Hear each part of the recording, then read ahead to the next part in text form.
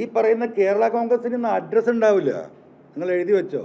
ജയരാജൊക്കെ കഷ്ടം, എന്താ പറയുക, അദ്ദേഹത്തിൻ്റെ അങ്ങേ തലയിലുള്ള ഭാഗ്യം കൊണ്ട് രക്ഷപ്പെട്ട ഒരാളുണ്ടാവും. മാണി കോൺഗ്രസിൻ്റെ ആപ്പീസ് പൂട്ടുന്ന തിരഞ്ഞെടുപ്പാവും ഇവിടുത്തെ. അതാണ് ഈ തെരഞ്ഞെടുപ്പിൽ ഒരുപാട് ആളുകൾക്ക് ഒരുപാട് പാഠങ്ങൾ ഇവിടെ പഠിക്കാനുണ്ടാവും. അത് വരാനിരിക്കുന്ന UDFൻ്റെ ലീഡർഷിപ്പിന് കൂടി എന്താ പറയുക, അതൊരു പാഠമായിരിക്കണം. കാരണം ജനങ്ങളെ ഇങ്ങനെ വേർതിരിച്ച് കൊള്ളയടിക്കപ്പെട്ട് ഈ എന്താ പറയുക വർഗീയതയ്ക്ക് പിന്നാലെ പോയാൽ കേരളമാകും എന്ന് കേരളത്തിലെ ജനം ഈ തെരഞ്ഞെടുപ്പ് തെളിയിക്കും. കൊള്ളയടിക്കപ്പെട്ടൊന്നുമല്ല, ആ കൊള്ള മൂടി വെക്കാൻ വേണ്ടി ഉണ്ടാക്കിയ അയ്യപ്പ സംഗമം, ഈ ഊരാളുങ്ങൾ സൊസൈറ്റി 5-8 കോടി അടിച്ചു പോയി എന്ന് വാർത്ത കൊടുത്ത ആളുകളാണ് നിങ്ങൾ. ഈ ജനങ്ങളെ ബോധ്യപ്പെടുത്തിയ ആളുകളാണ് നിങ്ങൾ. ഹൈക്കോടതി അടക്കം പറഞ്ഞ കേസാണിത്.